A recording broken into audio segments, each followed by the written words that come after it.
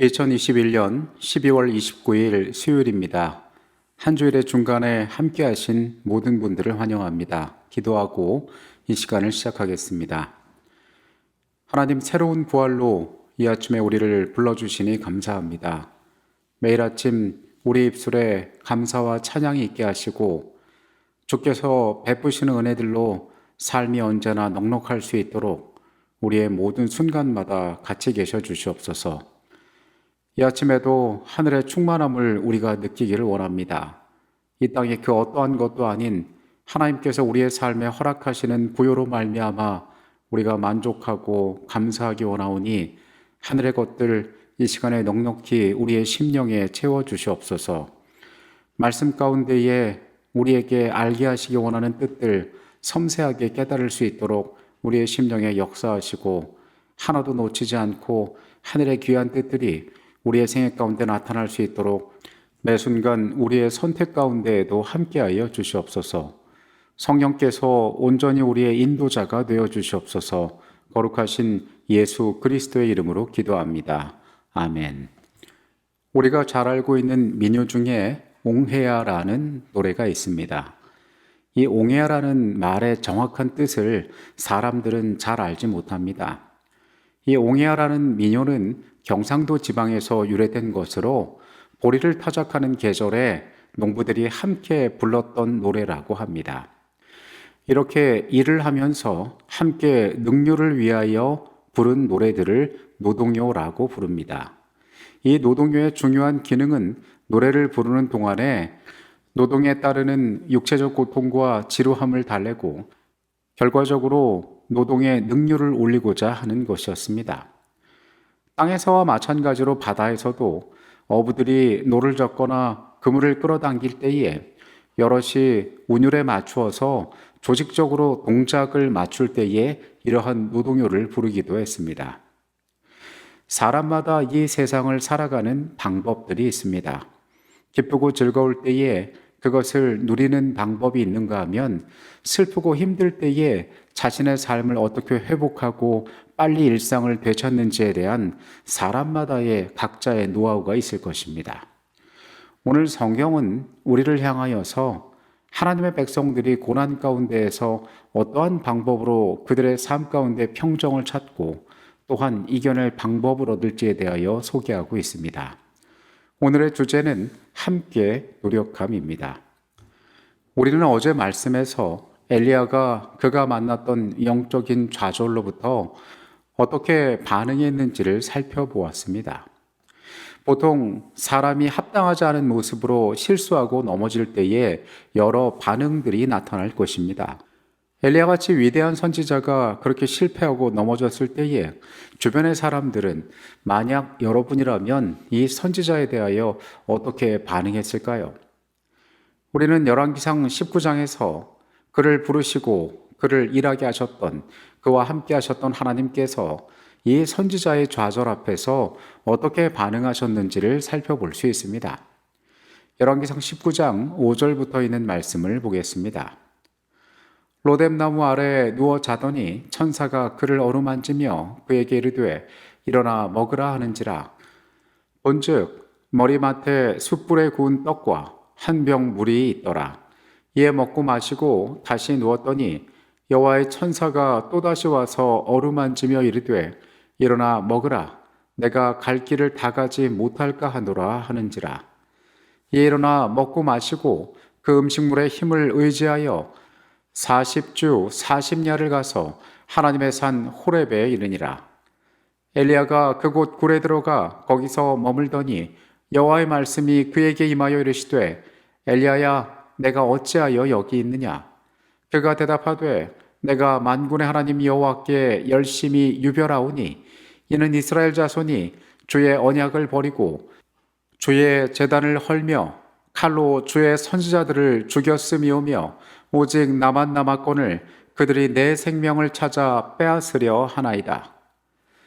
여호와께서 이르시되 너는 나가서 여호와 앞에서 산에 서라 하시더니 여호와께서 지나가시는데 여호와 앞에 크고 강한 바람이 산을 가르고 바위를 부수나 바람 가운데에 여호와께서 계시지 아니하며 바람 후에 지진이 있으나 지진 가운데서도 여호와께서 계시지 아니하며 또 지진 후에 불이 있으나 불 가운데에서도 여호와께서 계시지 아니하더니 불 후에 세미한 소리가 있는지라.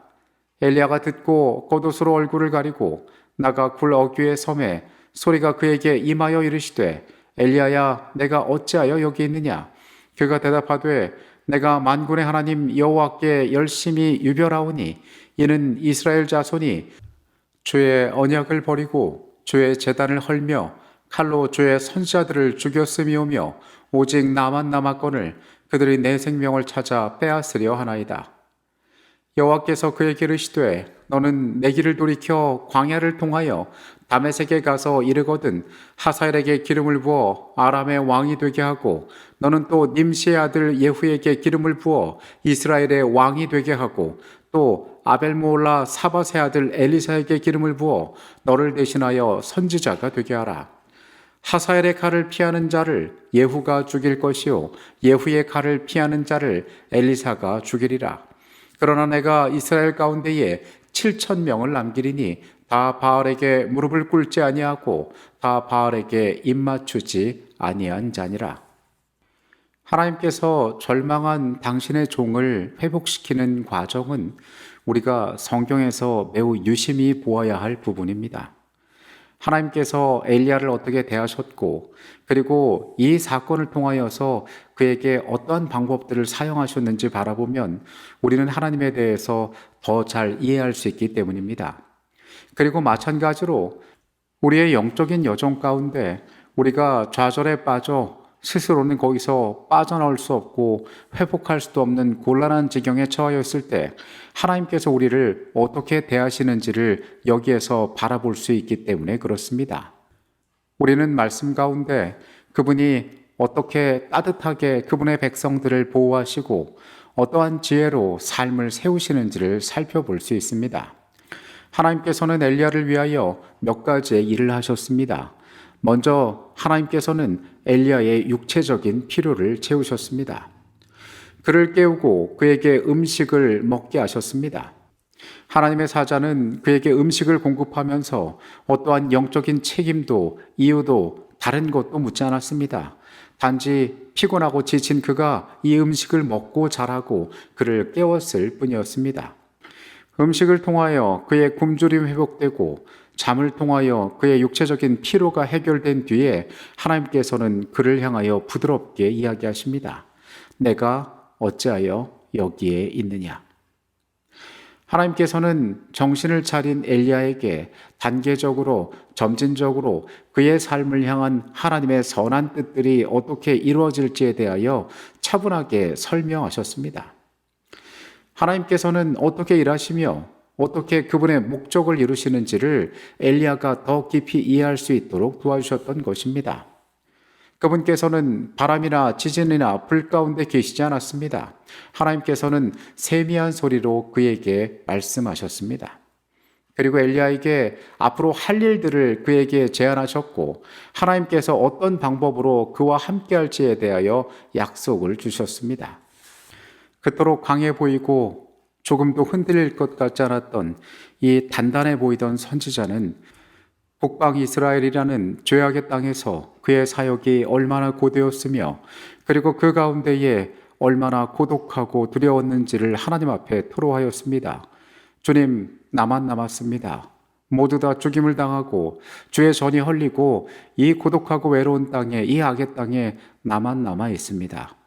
그런 그에게 주께서는 7,000명의 바알과 아세라에게 무릎 꿇지 않은 자들을 약속하셨습니다.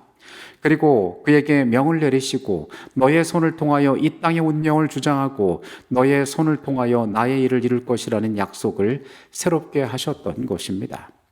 우리는 히브리서의 말씀을 통하여 바울이 신자들에게 어떠한 실천적인 일들을 해야 한다고 제안하는지를 살펴볼 수 있습니다. 바울이 강조한 것들 중 한 가지는 동료 신자들의 실질적인 필요를 돌보라는 것이었습니다. 바울은 그 시대에 감옥에 갇혀 있는 자를 방문하여 돌아보라고 제안하는데 이것은 동료 신자들의 가장 실제적인 삶에서의 필요를 채워주라는 뜻이었습니다. 사도는 히브리서의 독자들에게 하나님께서 그들을 버리지 않으실 것임을 기억하고 후하게 대접하라고 이야기하고 있습니다. 바울은 때로 그들을 책망하기도 하고 격려하기도 합니다. 히브리서 2장 1절에서 바울은 그들에게 떠내려가는 상황에 처하지 말라고 경고합니다. 또한 3장에서는 믿지 아니하는 악한 마음을 갖지 말라고 그들을 향해 말했으며 히브리서 5장과 6장에서는 믿음을 이해하는 일에 성장할 필요가 있다고 그들의 영적인 삶을 격려했습니다. 바울은 또한 히브리서 10장에서 함께 꾸준히 모임에 참석하는 일의 중요성에 대하여 언급하고 있습니다. 그러므로 형제들아, 우리가 예수의 피를 힘입어 성소에 들어갈 담력을 얻었나니 그 길은 우리를 위하여 휘장 가운데로 열어놓으신 새로운 살 길이요 휘장은 곧 그의 육체니라. 또 하나님의 집 다스리는 큰 제사장이 계심에 우리가 마음의 뿌림을 받아 악한 양심으로부터 벗어나고 몸은 맑은 물로 씻음을 받았으니 참 마음과 온전한 믿음으로 하나님께 나아가자. 또 약속하신 이는 미쁘시니 우리가 믿는 도리에 소망을 움직이지 말며 굳게 잡고 서로 돌아보아 사랑과 선행을 격려하며 모이기를 패하는 어떤 사람들의 습관과 같이 하지 말고 오직 권하여 그날이 가까움을 볼수록 더욱 그리하자. 바울의 권면들을 요약하면 서로 믿음의 공동체 안에서 함께 노력하고 격려하며 사랑과 선한 일에 힘쓰라고 권면하는 것입니다. 여기에 더하여 바울은 예수님과 그분께서 하늘 성소에서 그분의 백성들을 위하여 행하고 계신 일들에 관해서도 우리가 주목하게 되기를 원합니다. 히브리서 12장 1절로 3절에 있는 말씀입니다.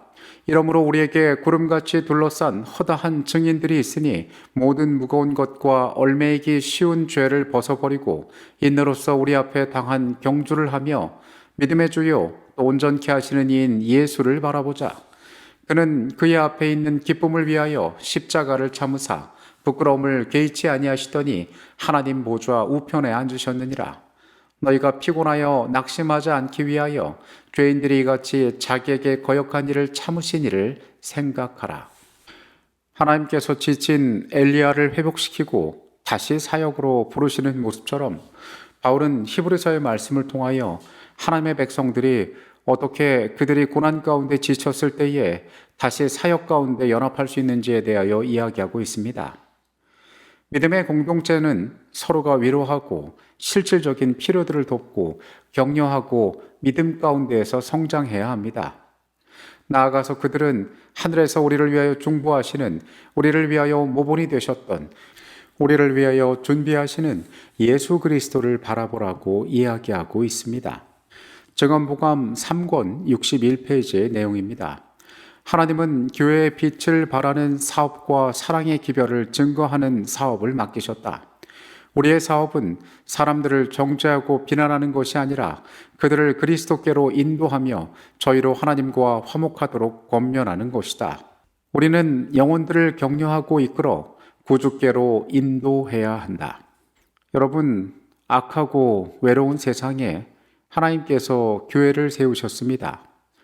그리고 사도의 권면처럼 이 교회 안에서 우리는 서로 권고하고 서로 격려하며 때로 서로의 잘못들에 대하여 사랑으로 이야기하고 이 모든 일들을 통하여 고통과 어려움을 극복하고 이겨내는 자들이 되어야 합니다. 우리는 우리의 눈을 하늘로 돌려 우리를 위하여 기꺼이 고난의 삶을 살으시고 우리의 영원한 세계를 위하여 준비하고 계시는, 지금도 우리를 위하여 중보하고 계시는 예수 그리스도를 바라봐야 합니다. 엘리야를 책망하지 않으시고 먹이시고 회복시킨 후에 사명으로 부르셨던 것처럼 우리의 공동체 역시 낙심하고 지쳐있는 우리의 믿음의 형제들을 그러한 방법으로 세우고 돌이켜야 할 것입니다. 그때 우리는 그리스도의 아름다운 품성을 세상에 드러낼 수 있게 될 것입니다. 오늘도 믿음 가운데에 함께 격려하며 함께 노력하는 아름다운 삶을 살아가게 되시기를 바라겠습니다. 기도하시겠습니다. 거룩하신 아버지 하나님, 우리가 주의 방법대로 이 땅에서 만나는 낙심과 절망 앞에 대처하기를 원합니다. 엘리야를 부드럽게 부르셨던 아버지 하나님, 그의 삶의 필요를 먼저 채워주셨던 아버지 하나님, 오늘 우리에게 그런 하나님을 닮은 친절이 있게 하여 주시옵소서.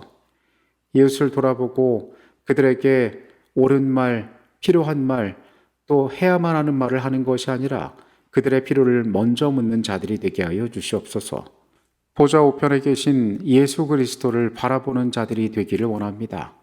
우리의 모본이 되셨고 우리에게 여전히 중보가 되시는 주의 아름다운 사랑을 바라보고 위로받는 하늘의 백성 되게 하여 주시옵소서. 이 하루의 삶도 주님께 맡깁니다. 예수 그리스도 이름으로 기도합니다. 아멘.